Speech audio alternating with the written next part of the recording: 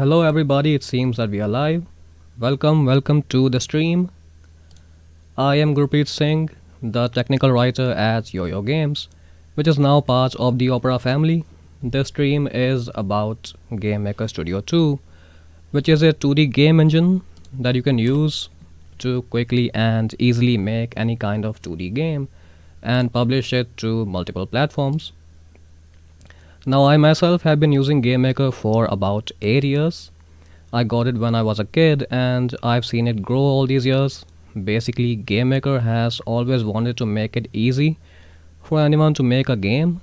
This is a 2D engine, so its purpose is for you to draw something and let you program those drawings to turn them into a game. Now, if you've looked into any sort of software development or app development, you might know that almost all of it requires coding. So if you want to make a mobile game or a console game, you've got to learn coding and do that for years until you can learn how to make a game.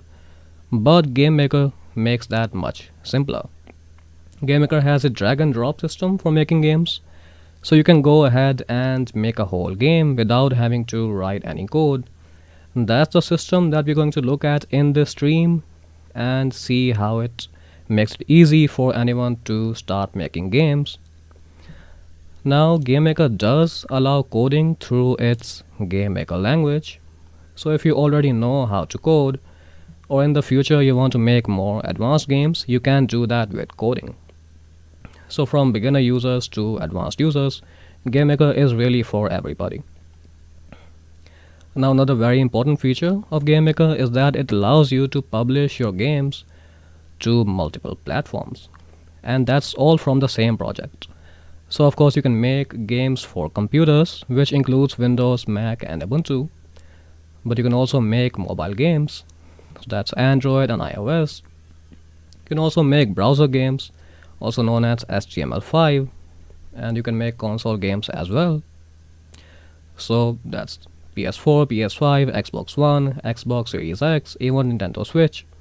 So you have a lot of options to publish your game, and you also don't have to create a separate game for each platform.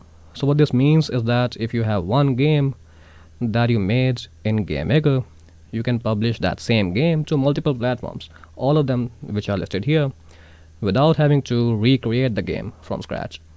So GameMaker really is the whole package. So that should be enough for an introduction. Now we're going to look at GameMaker itself and see how we can make a game. As you can see, here I have GameMaker Studio 2 open. I'll click on New, and we have two options here. We're gonna go with drag and drop. You can also go with GameMaker language if you want to code, but as a beginner, you're probably going to be using drag and drop. You have to give a name to your project, and now it is created. So that's all it took to start making a project, and now you can start making your game. Now the first thing we're going to do is we're going to import an image. That's called a sprite in GameMaker. As you can see, we have a sprites folder here. So what I'm going to do now is I'm going to drag my player's PNG image into the sprites folder, and that's going to import our image here. In the assets here, I have the name for the player asset, player sprite, starting with SPR. So that means sprite. You can also not have that and call it whatever you like, but we are going to do this to more easily organize our assets. So this is the image here. Now you're gonna see this cursor thing here, and that is the origin point of the image. Basically, you can imagine your image being rotated, and it's going to rotate around this point.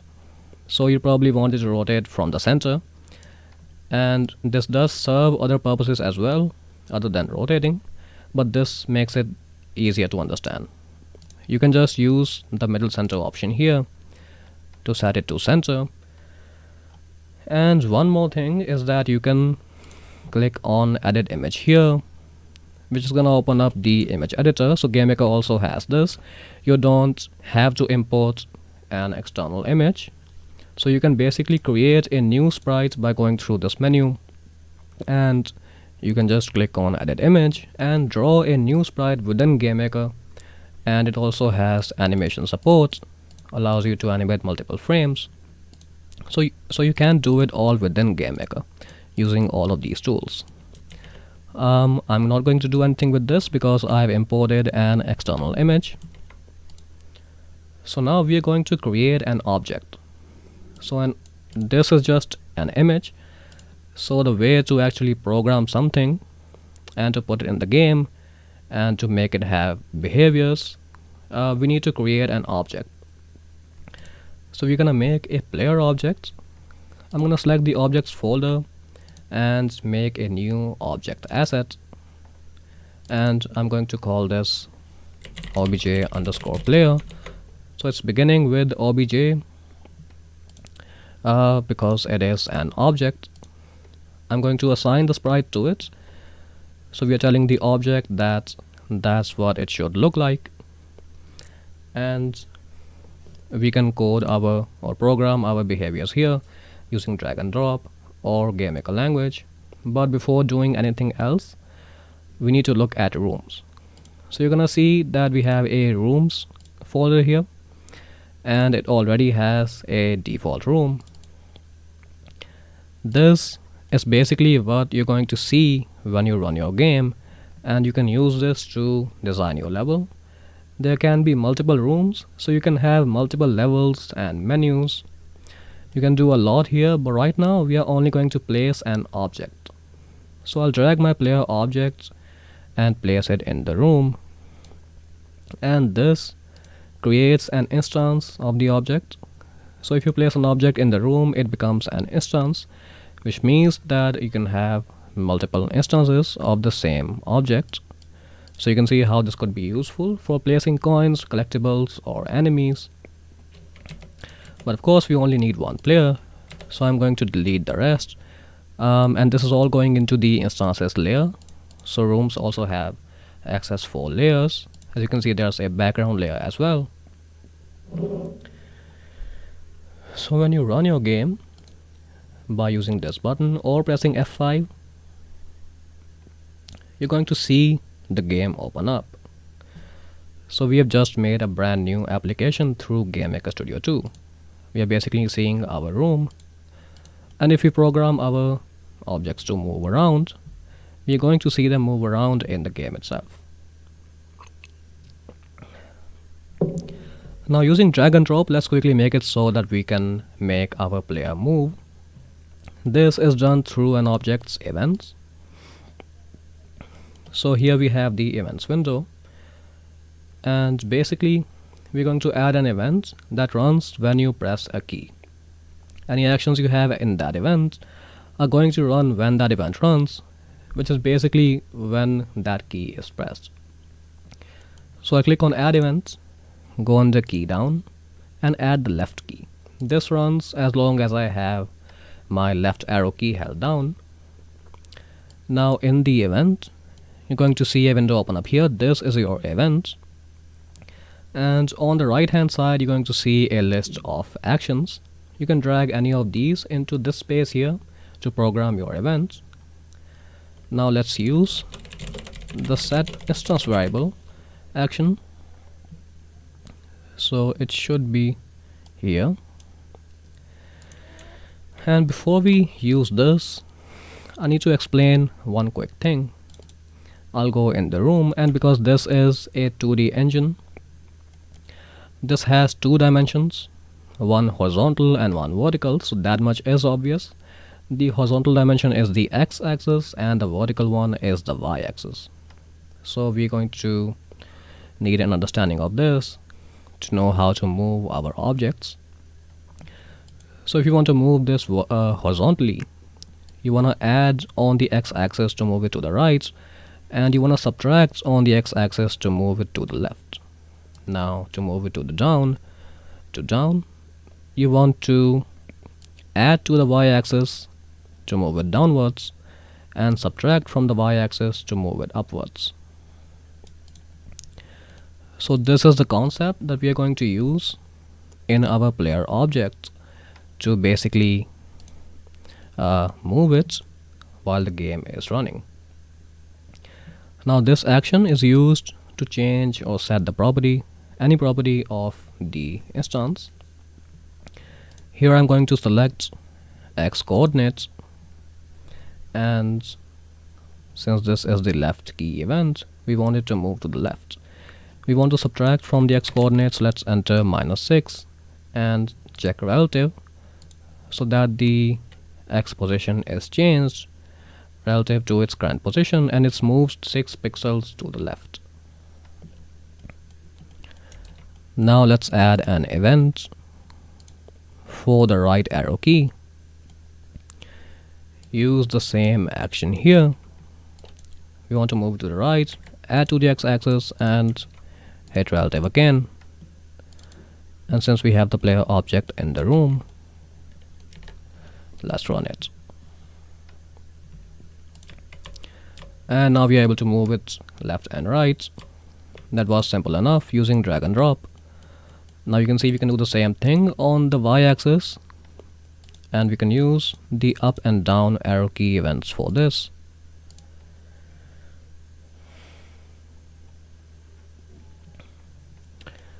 Now for the up arrow key event, we are going to use the same action at the y coordinates.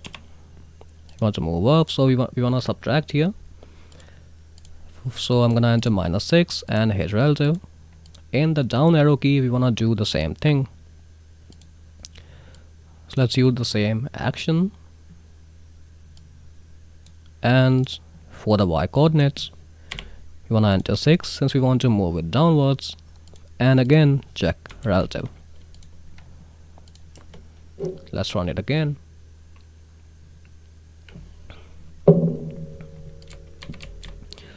So in a few minutes, we already have a player object that we can move around in all 4 directions, and we can also move it diagonally. So you can have multiple events running at the same time. Now since we can move our player, let's make it so we can shoot. Now this player is going to shoot a laser, so I'm going to import a laser image. Again, I'm gonna get the PNG and drag it and drop it into the sprites folder, and we have the laser here. I'll set its origin to middle center as well. And now we need to create a new object.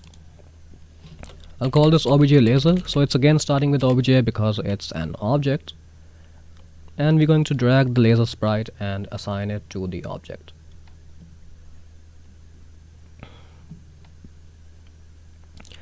Now we are not going to place this object into the room because we want it to be created when the player shoots.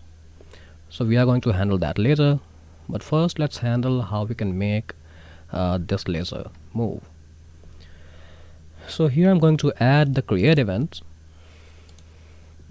This event doesn't run when a key is pressed. This is a different kind of event, and it runs when the instance is first created, so it runs only once. In this event, I'm going to add the set speed action, so it should be somewhere around here. So this is going to set the speed of the instance, so it's going to make it move. So using this, it's gonna move without having any other events. We're going to use direction as a type, not horizontal or vertical. So this will be dependent on its direction, which we are going to set later, but by default this is going to move towards the right. I'll set the speed to 20, so that's 20 pixels every frame, and now it should move, but we want to create it when the player shoots. So let's go into the player object, and we're going to add a new event. So I'm going to add an event, go on the mouse, and you have a lot of mouse events here, but I'm going to go on the global, and we're going to select global left press. We are using the global events because a regular mouse event runs when you click on the instance, but we want mouse inputs whenever the user clicks anywhere in the room. So for that we're going to use the global left pressed event. Now in this event we want to create the laser instance. So let's use the create instance action, which is basically going to create an instance of an object when the game is running. So you don't have to use the room editor to place instances. You can do it at runtime.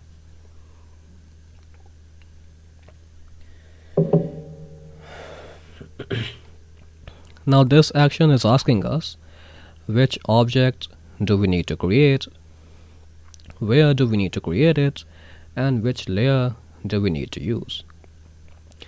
We want to create a laser, so let's drag that in, and we want to create this wherever the player is. Since we are in the player, you can just check the relative boxes here, and this will simply create it wherever the player is, wherever it currently is. The layer is set to instances, and in the room we do have that layer, so it is going to be created. And now let's run the game and see what we get. Now whenever I click, we can shoot. So that was simple enough. We made a new object, asked it to move. By default it does move to the right, and whenever we click, because of this simple create instance action, the laser is created. Now we want to make it so that it shoots in the direction where the player is moving. For this we are going to use a variable. Now a variable is simply a container for a value which can be read whenever we like, and it can also be changed. We'll make a variable to store the direction where the player is moving, so we can use that when we create a laser. So in the player object we are going to add the create event. This runs when the instance is created, and this is a good place to initialize or create any variables, as it makes sure that the variable will only be created once. Now let's use the assign variable action to create our action. Let's call the variable shoot underscore direction, since that's what we want. So this is our own variable. This isn't a built-in thing that you have to use. You can create your own variables and call them whatever you like. Now the default value will be left at 0. Now note that when we are talking about directions in especially GameMaker, 0 is right, so that's in degrees, 90 is up, 180 is left, and 270 is down. So that's how we are going to set this variable based on the player's input. So we are going to set this variable now in each of the keyboard events that we have. So in the left event, we are going to use the same action, which is assign variable, and we are going to set shoot direction to 180, since that's left. In the key down right event, we are going to set shoot direction to 0, so that's right, and left is 180. By the way, if you take the relative here, this would add to the variable instead of setting it. So that's what this option does. Now in the up event, we want to use the same action to set our variable, and we are going to set this to 90. And for down, you can guess that we are going to set the shoot direction to 270. So you can see we are setting the same variable to different values in different events. So now we have a variable that is storing the direction where the player is moving, but now we need to make use of it, because by its own the variable is not going to do anything. So we are going to do that right now.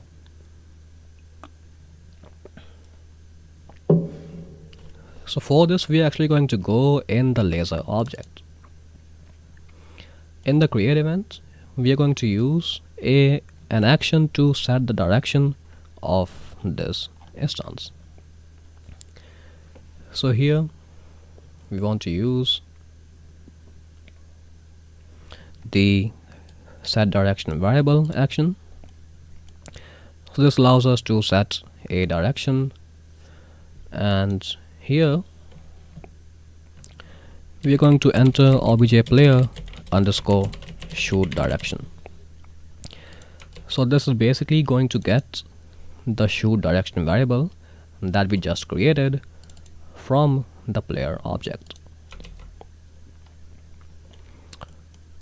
Let me run the game now.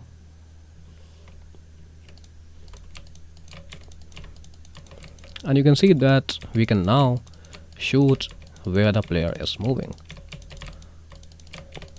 So we already have a playable character that moves around and shoots. And again, it's shooting in the direction where the player is moving because we are using our own variable to set the direction, and then we are creating the laser instance and setting its direction based on the player's direction.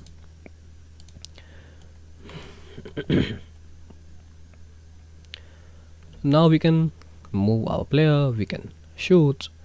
So we're going to add an enemy to shoot at. So again, as is our usual workflow in GameMaker, we add a sprite, and then we create an object, and then we decide to do something with that object. So I'm going to add the enemy image in the sprites. So this is SPR enemy, and we are going to set its origin to middle center. And again, you can guess that we are going to create an object for this obj enemy, and then assign the sprite. And now, before coding any of its behaviors, we're going to go ahead and place it in the room. So you can have multiple instances of the same object, so you can drag and drop them here. You can just have fun with this. It's your own game, and you can also use the Alt key to place them without having to drag them. So you can imagine that this Alt feature can be useful for building levels, but not here. We are just placing enemies.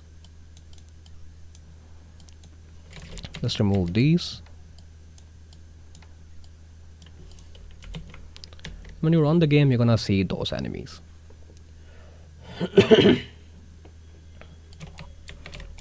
So you have the enemies here, but again, you can't do anything with them. You can't defeat them right now.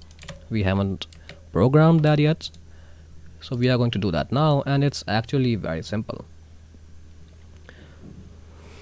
So we are going to go in the enemy object, and we want to add an collision event. So what a collision event does is that it runs when two instances of any two objects are colliding or touching. So in the enemy object, since we wanted to collide with the player's lasers, we are going to add a collision event with the laser. So now this event will run when the enemy collides with the laser. Now here what we want to do is to simply destroy the enemy instance when the laser touches it. So here we are simply going to add the destroy instance action. It's that simple, and that should destroy the enemy when a laser touches it. And so now we can defeat enemies, but we also want to destroy our laser when it touches an enemy. We can do that within the same event. So if you click here on this arrow, it applies to self, which is the current instance, the current object, which is enemy, and the laser that we are colliding with is the other instance. So we need to add another destroy instance action. Click on the arrow and select other. So this should destroy the laser instance because we have set it to destroy the other instance.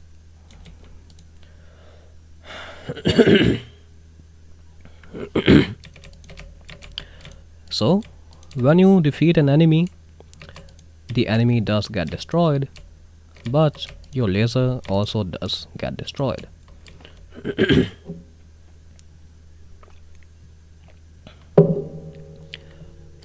So we already have a pretty cool playable game.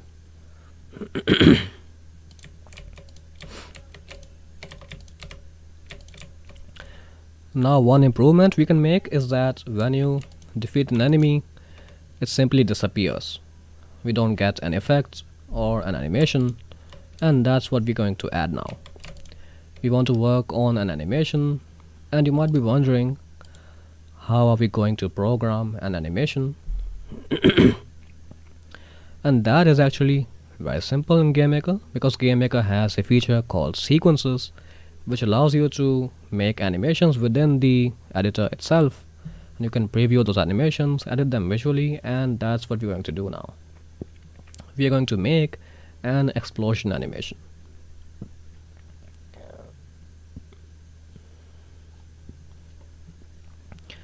So before we start making that animation, we need to import an image for the explosion. So let's add the explosion here. So this is SPR explosion, and now we do actually need to rotate this in the animation. So here it's especially important that you set the origin to middle center. It actually would be better to manually place it here, because the center of the sphere, the circle, is here. And now we can start creating our sequence. So here we have the sequences folder. Let's create a new sequence asset here, and I'm going to call this seq under explosion. And here you have the sequence editor, which is where you can make your animation. And we have the track panel here, where you can see all your tracks. And here we have the dope sheet, where you can basically edit the durations of those tracks and the keyframes to basically animate them along the timeline. I am going to disable this canvas here because we don't need it, and zoom in a little.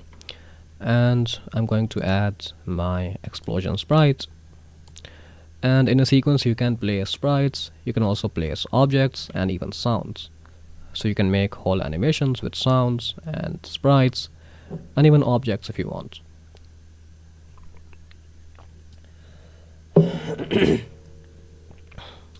Let me make myself smaller here so you can actually see the editor. And in the dope sheet I'm going to extend this so it's not just one frame, and you can play it and see your animation. We don't have anything yet, and since this says 60 here, this animation lasts for 1 second because there are 60 frames in a second. I'm going to change this to 30 frames, so that's half a second.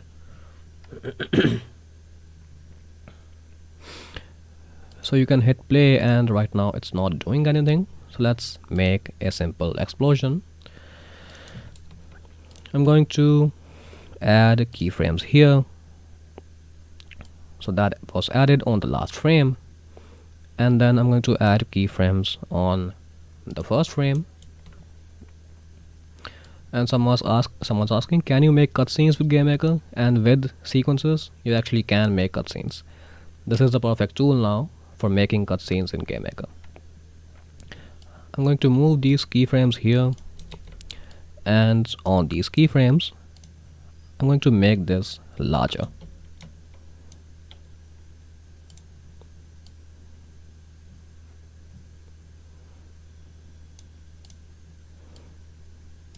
And now it is going to become larger. I can make it smaller here, so we have a greater effect. And we can also rotate it here, so it's going to rotate. And now we want it to disappear, so we want it to fade away. For that I'm going to add a new track here in the track panel. So I click on the plus sign here and add color multiply, add a keyframe here and one here, and in the beginning what we have is okay, but in the last one we're going to open the color multiply panel and set the alpha to 0. So it's going to disappear now, and our explosion is looking okay now, but I'm also going to add the laser here, so you can see that the laser is sort of also disappearing. So I'll add the laser here. I'll actually add it again from the first frame, make it last for the whole timeline, and again on the first frame place it at the center. I'll add keyframes here and then here, and again as we did with the explosion, we are going to make this larger.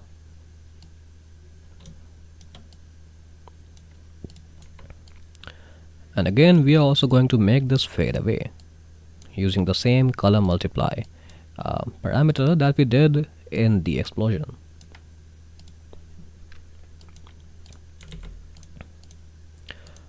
So it's also disappearing now. If you want it to disappear faster, you can just move its keyframe in the dope sheet to make it last longer or maybe shorter. And now the laser does disappear before the explosion.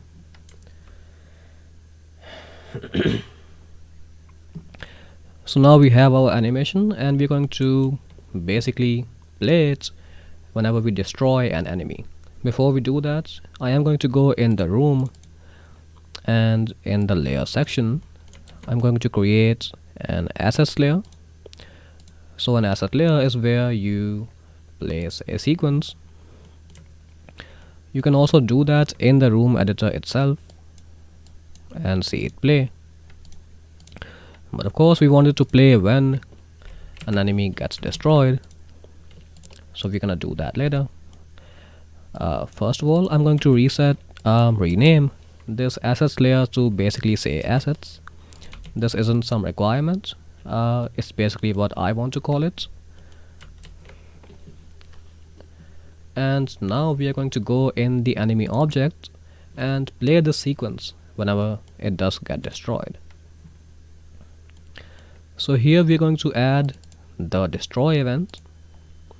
This, as the name says, basically runs when the instance gets destroyed, so that also runs once.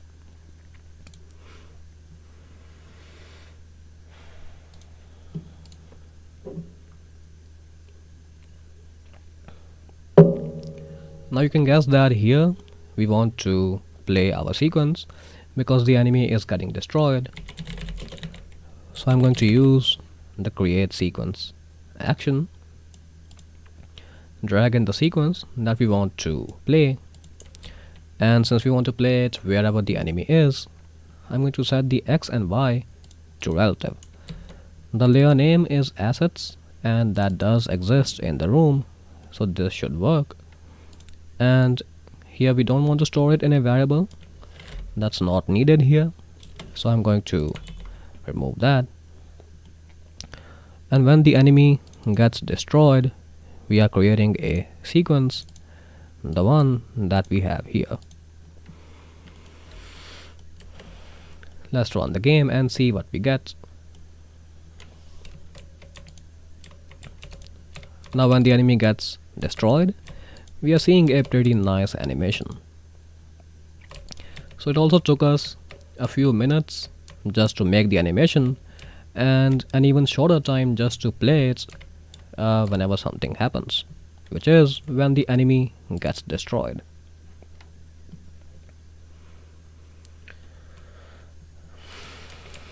So now we have a playable game with some nice effects when the enemy gets defeated, but nothing happens when we defeat all of them. And of course with GameMaker you can do a lot. You can make a new level and you can make the game go to that level. You can make a series of levels. You can make an animation in the sequences that says you have won with some nice animations and play that, now that you know how to play a sequence when something happens. But for this basic example, we are going to restart the game when all the enemies have been defeated. So we can see how that logic is going to work. Now for this, we are going to learn about something new. I'm going to go in the player, and of course we have a lot of events here. I'm going to add the alarm 0 event. Now the alarm events don't run on their own, but they run after you set them to run. So for example, you can say run alarm 0 after 1 second, and so it will run 1 second later. It's like setting an alarm in real life. So we'll use this event after an enemy has been destroyed, after one enemy, not all of them, has been destroyed, and this will check if all of them has been destroyed, and if they have, we are going to restart the game. Now here we need a condition because we are asking a conditional question. Are the enemies destroyed or are they not? So that is a condition. Now the one that we need is this one, if instance exists, and the name pretty much explains what this does. This checks if an instance exists of the given object. Of course, we want to check the opposite thing, if an instance of the enemy object does not exist. So let's drag that in, and in the object, I'm going to drag in the enemy object and place it here. Since we want to check the opposite when the instance does not exist, we're going to tick the not check option here. So now this is going to be true when any instance of an enemy does not exist in the room, and in this case we are going to restart the game. So let's search for that, and here we have the restart game action. I'm going to drag that in and place it to the right of this action, not below it. That's basically going to create a series of actions, but we want to tie this action to this condition. Now the game will only be restarted if this is true, which means that enemies should not exist. Now to call this alarm, we're going to go into the enemy object and again go into the destroy event. Here I'm going to use the set alarm countdown action. This basically sets an alarm to be counted down. So here we can say which alarm we want to use, which is alarm 0, and how many frames we want it to run after. So we want it to run after 1 second, which is 60 frames. But now the problem is that this action is in the enemy object, but the alarm is in the player object. So we simply need to use this arrow here, and instead of using the self other keywords like we did before, we're going to go into objects and apply it to obj player.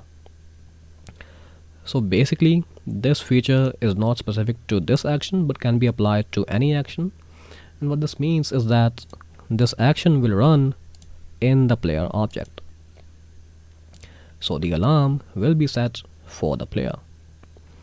So when the enemy gets destroyed, we are going to set the alarm 0 to run 1 second later in the player, and in the player object we have alarm 0, which checks if the enemies don't exist, and that restarts the game. So let's run the game and test this out.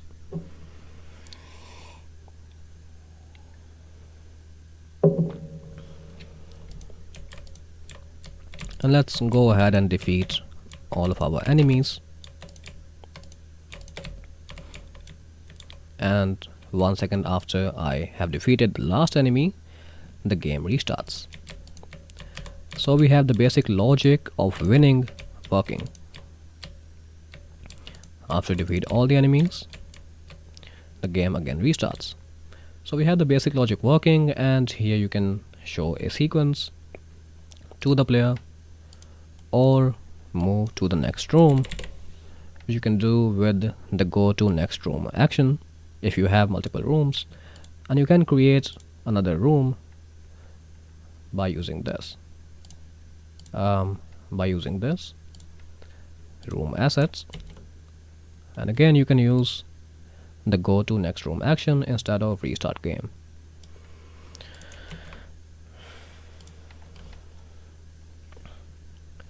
Now, by the way, we are going to end the stream in a couple minutes, so if anyone has any questions, you can ask them in the chat and our moderators will answer.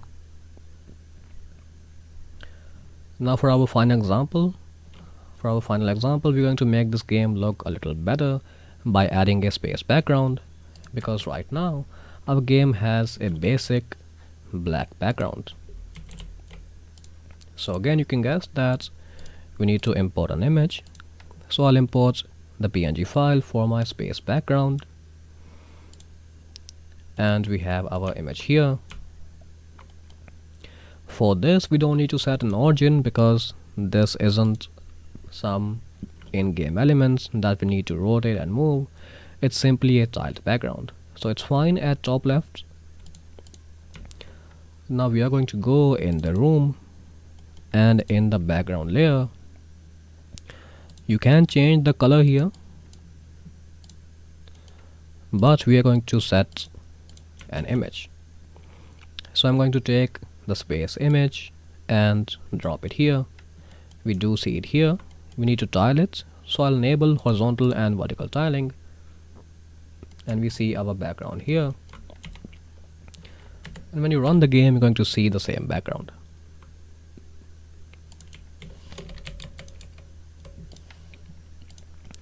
For some extra effects, you can also make it move.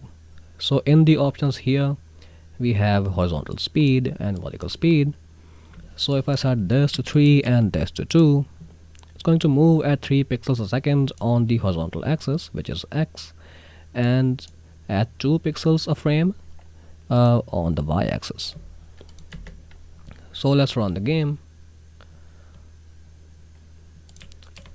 and you can now see that the background is moving.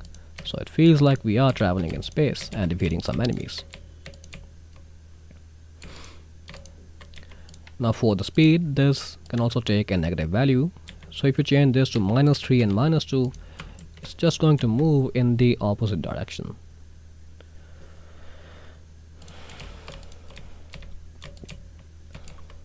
So now in 1 hour, we have a working and playable game with the basic game loop, and we didn't even have to write a single line of code.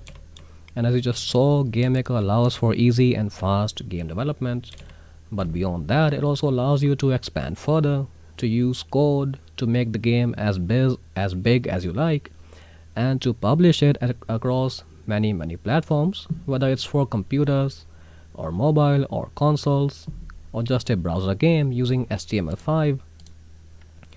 So even this game, for example, if you have the HTML5 export, you can select that, hit play, and it should run in your browser without any other changes being required. So it runs in Windows, and it can also run in HTML5 and other platforms as well if you have the exports. Now you can find a link to the GameMaker website in the description, or you can just go to yoyogames.com. There is a 30-day trial for the desktop version, and since we were just able to make a game within an hour, I'd say 30 days should be enough for you to test out the program and see if you like it. So that is it then. I'm going to end the stream now. I hope you guys check out GameMaker and try making your game with it. If you have any questions or want to discuss anything related to GameMaker, there will be a link to my GameMaker Discord server in the description. Feel free to join. If you're interested in GameMaker, you can ask any questions. So thank you guys for watching the stream, and I hope you have a great day.